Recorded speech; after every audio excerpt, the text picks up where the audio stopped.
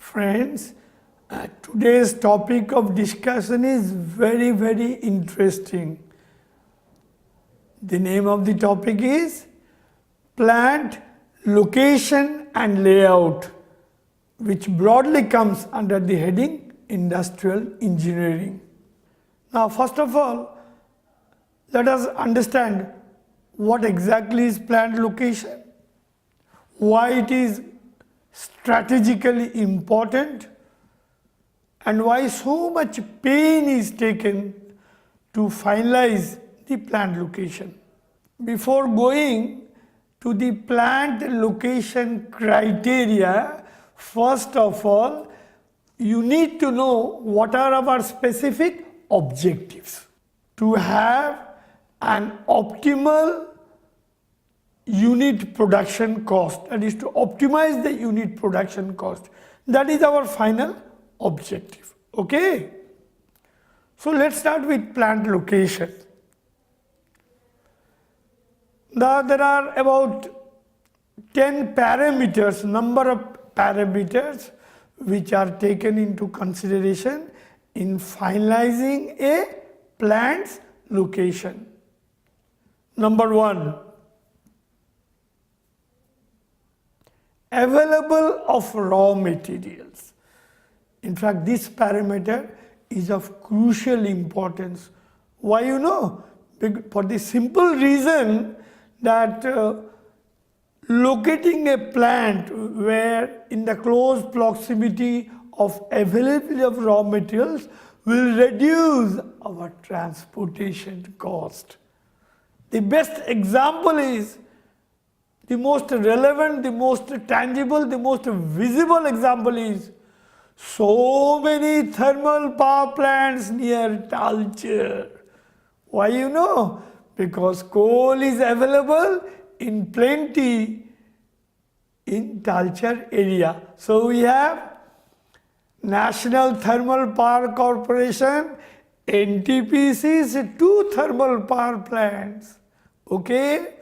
Then we have NALCO, National Aluminium Company's captive power plant, a massive captive power plant. Okay? And so many other thermal power plants are coming in that vicinity. For this whole reason, because raw material in the form of coal is plentifully available in that area. That is at Talcher. So very crucial important is availability of raw material. What is the second crucial point and the important parameter? The second important parameter is infrastructural facilities. Okay? Infrastructural facilities. Sir, what do you mean by infrastructural facilities? Basic infrastructure requirements include number 1, water. Number 2, telecommunication facilities. Number 3, availability of road and railway, that is train line, okay, for more better communication. Okay? Then what is the third important point? The third important point while choosing the plant location is availability of the right type of what? Skilled labor. Very important skilled labor. For example, we shall always prefer a place where there is availability of skilled labor, where there are a number of industrial training institutes, ITIs, where there are polytechnics, where there are engineering colleges. Okay? We shall always prefer that place. You can understand for obvious technical reasons. Okay? We can get skilled manpower from these technical institutions. Okay? What is the next crucial criterion?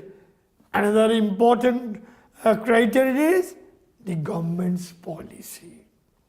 I'll give you 2 beautiful relevant examples. Are you allowed to go for a liquor shop or for a liquor factory near a hospital? No, you are not allowed. Is it allowed opposite a educational institution? No, it is not allowed. Why? It will vitiate, it will disturb the atmosphere. Okay? So, just like that, when we go for the plant, for example, we have to ensure, what we have to ensure? That, for example, the effluent disposal, that is the disposal from the plant. And in a thermal power plant, through the chimney, what? You get flue gases through the chimney. Okay? That does not vitiate the atmosphere, the environment of the place. So very important is government's policy, particular government's local policy. Do they allow a thermal power plant to come up in a particular place? Are you able to get me? Okay. I think you know very well, all of you, my dear students, all of you. What about the gas cylinders go down? Is it allowed within the city? It is not allowed in the midst of a dwelling place, in the midst of an apartment, in the midst of a colony. Why? It may turn out to be a potential hazard. If suppose a fire breaks out, or if there is a gas explosion, you may just check out for yourself. Always gas cylinder go downs are located either in a corner or in a remote place or in the let's say suburban area of a city. It's never in the midst of a dwelling place. Okay, second example. Okay, so what are the other parameters? Other parameters is of course the cost of the land. Imagine, can you go for a thermal power plant in Andheri, in Kolaba, or let's say in our own place, let's say in our Odisha at Sahid Nagar, or at Patia, or at Forest Park? No. Why? Because land is prohibitively costly. So, if suppose for a plant, if land is one of the major consideration, what exactly I mean? You require a large stretch of land. Naturally, you have to go to a certain place or little further off where land is what? Economic, cheap, vis-a-vis the city cost. Okay?